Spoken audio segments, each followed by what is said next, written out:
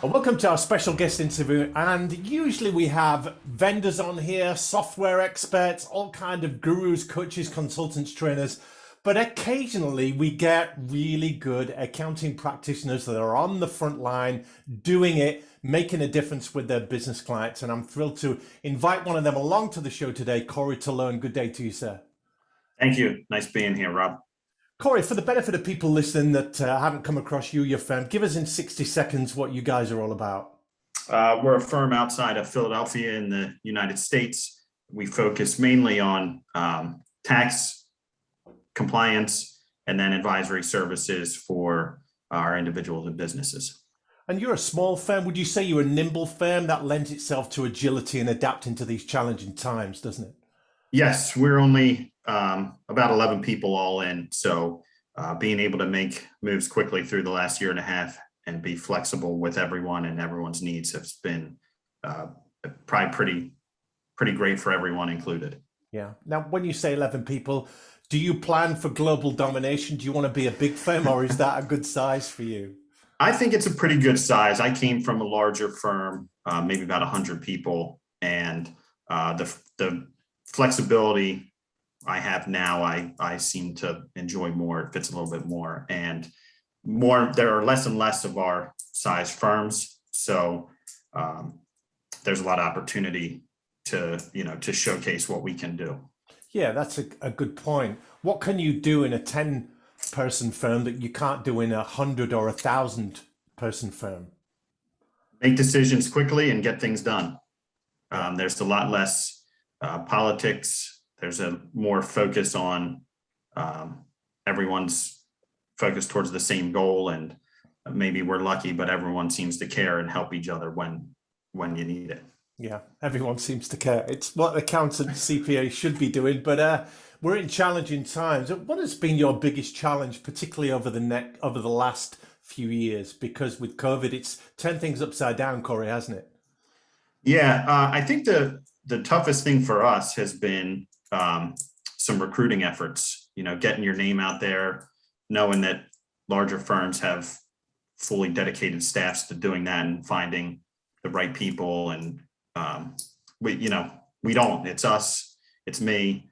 We're out there trying to network and get some people that are looking for an opportunity to really thrive and really have a life outside of work, in the accounting industry. You're a qualified accountant, obviously. Has the game changed much over the years? I think so. I think there's been a lot of change in regulation, a lot of change in attitude of accountants and workers in general across all sectors, looking for more freedom outside of work, not being tethered to their email. There was a long stretch where email ended up on every device you had, so you feel like you're always in contact. So I think there's a shift back towards getting away from that a little bit, which I think is healthy. Amen to that, definitely. But that was the promise, wasn't it? That you'd have an exciting career accounting, but you go in and you work for a decent sized firm and they chain you to a desk for 10 or 15 years before you make partner. That was the deal. Yeah, I am a little strange. I got offered a start date and told them I couldn't start then. They needed to move it back because I had a trip planned to California that I needed to go and hang out for a little while. And after 1 year in, I had to ask again for an exception because I wanted to go to Penn State, which was where I went to college, their football bowl game down in Florida. So I have always thought you got to live and, ask to make that happen. And if you don't, it won't. Yeah. And you mentioned the challenge of recruitment and bringing in talent to drive your growth. You've obviously got lots of clients that you want to serve. What kind of things help you to recruit good talent, Corey? Because I've had lots of conversations like this around getting your vision right and your values and telling a story and creating a culture that people want to join and take them on a journey. Would they be on the ball there? Yeah, I think I'm a prime example. I have time to do anything I need to. I have 2 young kids. So if they have a swim lesson I need to take one of them to, I can go. If people always say during tax season, you don't see accountants. They're chained to their desk. They're working 5 to 2. I'm at home every night having dinner with the family, and then I can work later if I want, which I usually do to stay on top of things. But it's hard to get that out there, although the accounting organizations push that, and that's what they seem to want. It's tough to break through that space with the limited resources we have for recruiting. Mm. And by resources, time, not necessarily anything else. Yeah. Can you broaden your search in the talent pool to beyond the Pennsylvania shores? Because we can use talent globally now, can't we, with the virtual world we're in? Yeah. Our focus is more on privately held businesses that are mostly operating in the States. We do have some that are international. And that's where we feel comfortable, and we know we provide good service. When you start to get into the US laws of foreign companies and foreign reporting and the anti-money laundering rules, you get into a really complicated area where if you're going to try to succeed in that area, you need to make sure you have the talent and the knowledge to do so. Yeah, and you bring up the point of sectors and specialization. I guess as a smaller firm, you can choose whatever markets you want to go deep with. Yeah, when I joined up with Henry Frank, Mark and Mark were the historic partners. They said, look, if you don't know something or you don't want to do something, don't do it. Only do stuff that you're comfortable with, you want to do, and that we know how to do, because no one wins if you're taking a shot in the dark and get it wrong. So it's a very freeing statement joining up with people that have that, mentality that not every fee is a good fee. Not every bit of work we should be trying to be experts in. We should, focus on what we know and where we can provide value and success. And that rings true with what we hear on the podcast, Corey, that accountants are so busy at the moment. But one of the reasons they are so busy is they're taking a lot of the wrong kinds of work, the wrong kind of clients, at the wrong kind of price with the wrong margin. And whose fault is that? Ours. We're very good at giving advice to our clients, but not always the best at using that same advice we're giving. Yeah. So from a marketing perspective, do you niche? Do you specialize? Do you go after certain sectors? I wouldn't say certain sectors. It's more the type of client, privately held businesses. They're not reporting to the SEC here. They can be all over the country. Like I said, some of them operate internationally. But really, we're looking for people who want a relationship with their accountant, want good service, and want to plan for their future, and want the help, and are proactive in the relationship. Is there a sense, Corey, if you're speaking honestly, that the bigger the firm, the harder it is to offer that intimacy? In some cases, yes. In some cases, no. I have a great relationship where I came from. I think they provide great service. I think that as those firms grow, some of their clients aren't right for them anymore. And as we just hit on, it's hard to break up with them. So you end up with clients that maybe aren't the right fit for your firm anymore as you've grown, as you've merged, as you've refocused. But everyone's afraid to say, hey, I don't think we're right for you anymore. Whether it's the fear of a lost fee or the fear of hurt feelings. But in the end, if you're honest with that person and maybe you have a recommendation for them of where they could be better suited, it would help in the long run for both parties. Yeah. And your role in a bigger firm, did it have a business development or bringing in new clients angle to the role? Yeah. I mean, all accounting firms need to continually be out there marketing and bringing on new clients.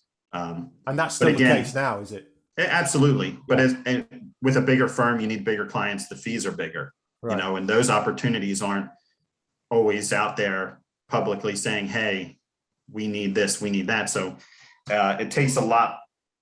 I would say you really need to be focusing on where you want to be finding those clients and put all your effort there. So what does your marketing strategy look like now in a smaller firm? A lot of it's, we've been successful with word of mouth. We have relationships with our clients and they're happy to tell their friends, their business associates, that they're really happy with us. We get out and do some charitable work, advertise here and there, but our advertising in, the publications or ads in magazines or anything is really zero. We're really out there just networking, meeting people, and picking up business that way. And in a way, you've got to do it that way. You're not a larger firm. You don't have a big marketing department and big budgets to throw behind events and sponsorship and things like that. So Correct. you've got to do it in a more intimate way, haven't you?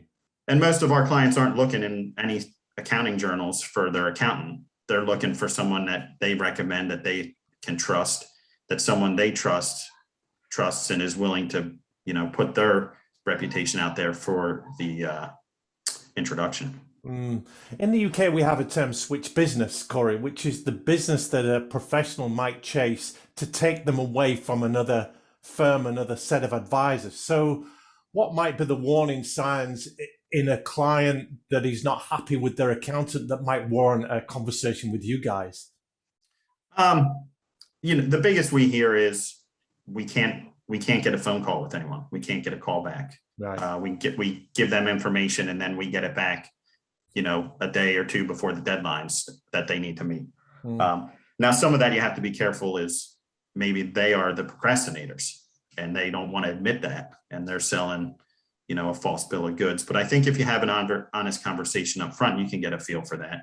If you set expectations that, if you give us stuff late, we don't want to work until 2 a.m. That's not what we're in the business to do. So if you want to give us stuff late, it's fine. We'll get it done. We'll meet deadlines, but there's going to be extensions involved. And if it really comes down to a crunch time, that could lead to increased fees.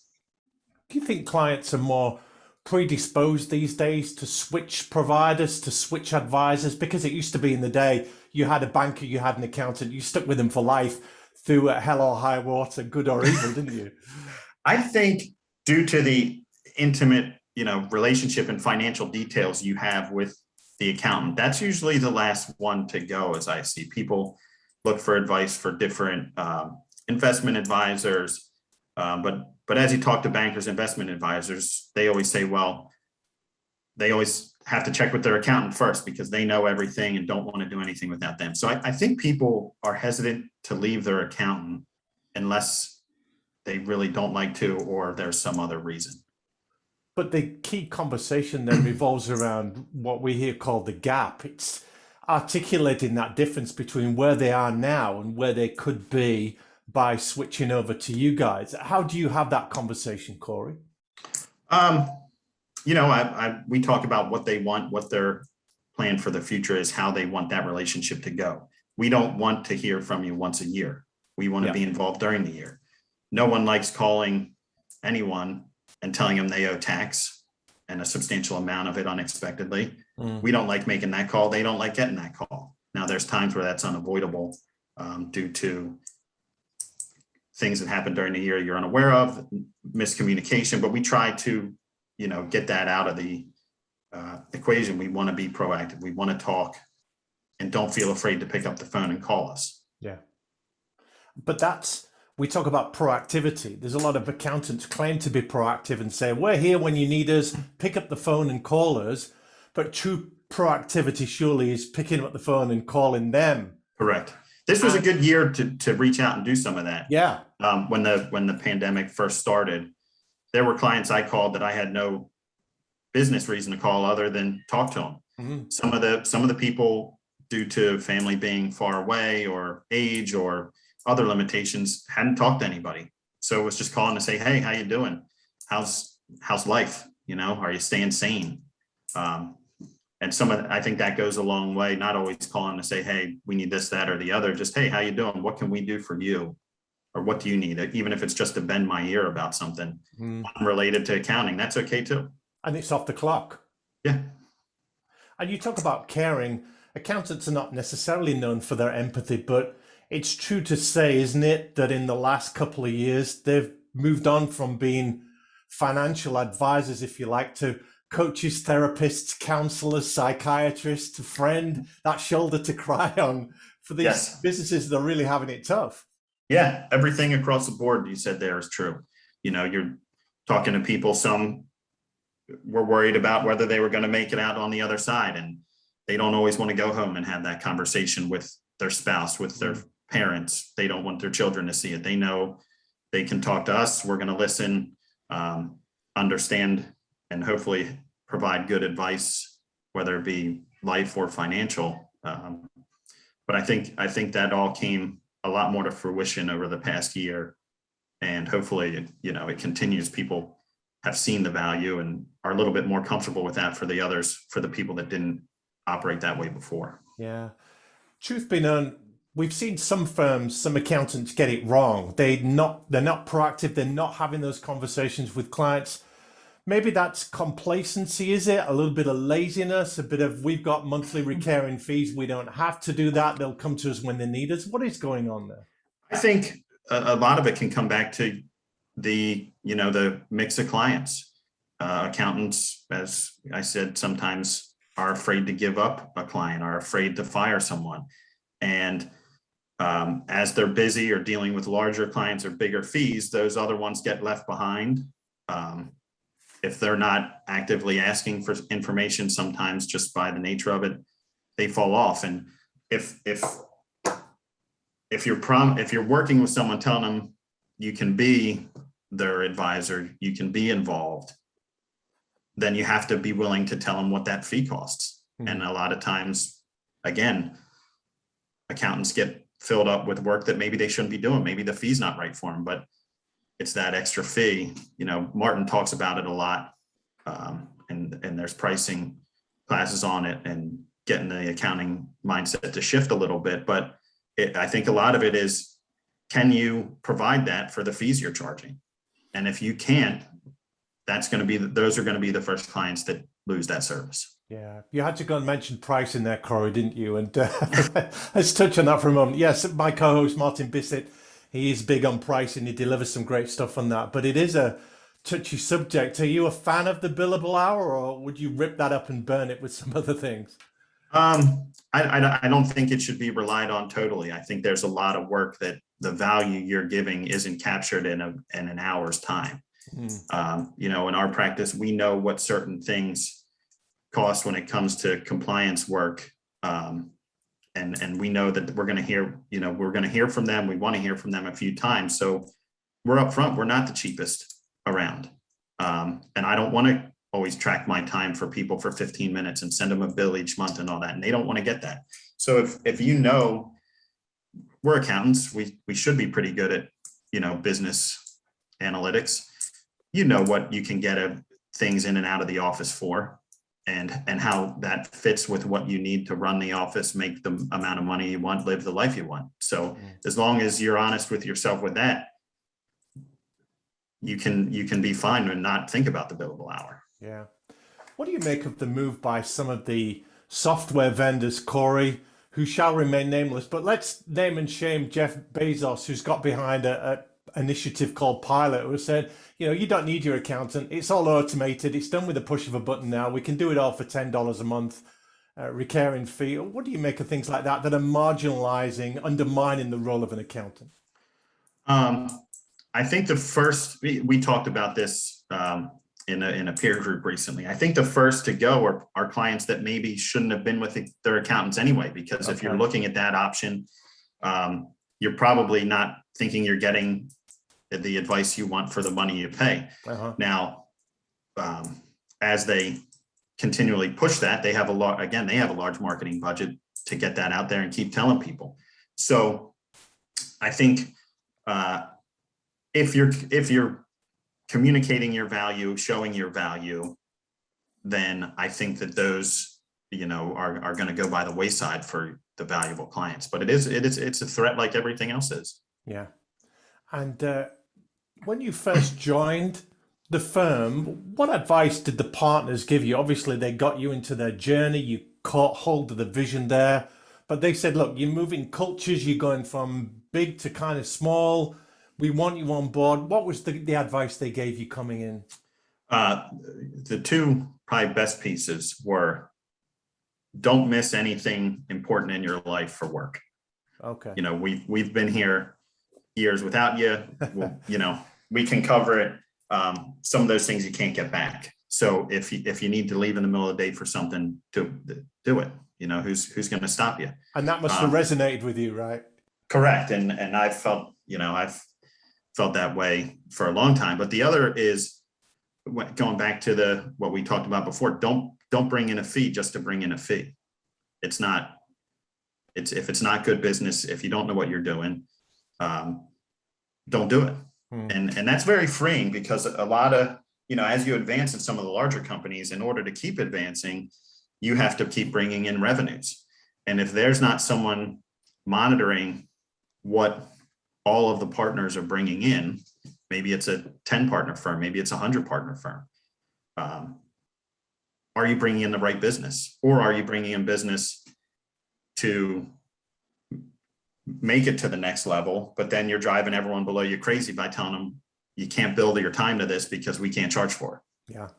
And you work with some non-profit organizations. I don't know if that's pro bono, Corey, or you have some specialism in that charitable sector. Talk to us a little bit about that.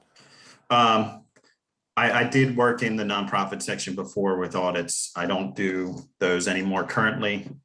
We've gotten out of the audit game. Me and 3 other guys started a nonprofit 10 or 12 years ago. Okay. So there's 4 of us. We don't really have any overhead. We're pretty lean. And I think over the last 15 years, we've probably donated somewhere between 600,000 to 700,000 for various cancer researches and things like that. So this is Elpis, right? Yes. Yeah. The Elpis Foundation. So we host a couple events. For a while, it was childhood cancer. Then we did some lung cancer funding, and they're all the reasons behind those are all, something that's near and dear to us. But we're lucky to have a good group of a good network of people who are charitably minded and willing to do that. The other opportunities I look to is just to help, nonprofits who I think are doing good work. If I can advise on the board or help with fundraising, I'm happy to do so. And that's great advice for accountants who work hard, but sometimes don't feel they're making the difference they want to. Stuff like that's good for the soul, isn't it? Yeah. I'm fortunate. Luckily, a lot of the people I am friends with and grew up with are fortunate, and it's nice to be able to give back to those who aren't as fortunate, or to help someone, mentor or get to that next level or advance their life and career. Yeah. Corey, you're still pretty young in the game. What's your plan for global domination, or leading the firm, or making managing partner, whatever that looks like? How do you plan that out in your head? Well, hopefully we're going to be positioned to continue what we're doing into the next 20, 30, 40 years and beyond. Some of that'll be, the recruitment side of it and navigating those challenges. But I think, if we stick to the message we have about how we want to operate and how we want to serve our clients, that resonates with people, and people want that freedom, and that it is, I don't know the right word here, but people want to feel like they've done something at work. They want it to count. Yeah, they're doing good. They're helping someone. That's why I like what I do now more than, say, being an auditor, which I had experience with. You're coming in and looking at the past. Most of those people grind their teeth when they see it, because they don't want to, someone coming in and looking over their shoulder. But here we're providing advice, looking at future. How can we set you up to meet your next goal, to buy the next business, to expand your operations, or to set yourself up to retire early, late, however that plan may work out. Yeah. Now, you're the father of young children. What would you say if they grow up and say, "Daddy, I want to be an accountant just like you"? How would you reply? So my dad has been self-employed all my life. And when he saw my first tax season, he said, "Are you sure you want to do this with the rest of your life?" And I said, "Yeah, I think I like what I do." So, it would be it's okay. It's a different life, though, isn't it, as an entrepreneur than as an employed professional? Yeah, it is. But a lot of people look at accountants as number crunchers. They're at their desk doing this, that, and the other. They don't like talking to people. We're out there talking to, 20 different people a day about 10, 20 different topics. You're in marketing, you're in sales, you're in accounting, you're in running a business. So some of the problems our clients run into, we run into the same problems as business owners. So it really is, there's a lot to it. There's a lot of opportunity to be in the area of the accounting field you want to be in. And if you like people, it's great. It's a people business, which most people don't like to acknowledge. But if you like working and dealing with people day to day, and as much isn't your thing, there are opportunities there too. Yeah. And if people want to have a chat to you, Corey, they get your vibe, they want to find out more about Henry Frank and Co., what's a good place for them to reach you? So our website is www.henryfrank.com. I'm on LinkedIn. You can message me there. It also has a link on the website to email me. I'm happy to have a conversation with pretty much anyone. You know, through this recruiting thing, I've talked to people who weren't sure what they wanted to do. We weren't the right answer, but I was happy to offer a introduction somewhere else if that was right. And if it's a prospective client and we're not the right fit and I know someone that it would be better, I'm happy to offer that as well. This has been great, Corey. And finally, what would you say to the accountants listening that are perhaps looking at downsizing or career change or moving to a different firm or having more autonomy, control over the careers? You've made some courageous moves. What would you say to them? Those opportunities exist. It's not always, coming out of schooling and opportunities that you see out there every day. They're pushed a little bit. I ended up with Henry Frank through, mutual connections. Those opportunities exist, and having a life is possible while still running a successful accounting firm and managing all these deadlines and different tasks. So it's out there. If you look, don't be afraid to take the jump into a different type of company, smaller or bigger, or different field of accounting, if that's what you're looking to do. Yeah, you've sold it there, Corey. And people are leaving the big four firms and the top 100s right now and looking for other opportunities, and that's on you. So when I made this switch, I didn't have a whole lot of people to talk to in the accounting world. And I did a quick Skype with Martin and discussed what I was thinking and where my head was. And he said, "So what do you want from me?" And I said, "Well, I'm just trying to see if this is right, if it's a good idea." He said, "Well, your mind's made up. It's a good idea. You just want someone to tell you it is." So, trust your instincts. There are opportunities out there for the career that you want. But if you just finally don't want to go and work for someone else, your father was self-employed. Accounting firms' practices are starting up all the time. So what's stopping someone from coming out and starting the firm they want to be part of? I think some of it probably is the fear of the unknown. Yeah. Accountants, we are conservative by nature. The day-to-day life, your path, what you're doing as long as you're on that path. Totally shaking up that path can be scary. That was probably the biggest mental block I had to get over. But if you want to do it, it's there. Invest the time, invest in yourself, and set yourself up right. Don't sell your value short. Well, Corey Talone, that's been a great insight into the life of, well, goodness me, so many things we covered there, but an accounting practitioner on the front line, making a difference, downsizing to have more of an impact, and making some big decisions. You've offered so much value today. Thanks so much for your time and your insights. Yeah, thank you. Thanks for having me.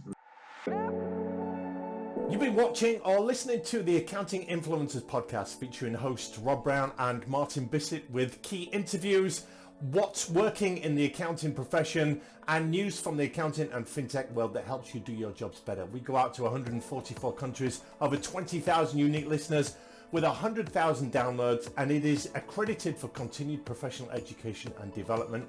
Thank you for tuning in.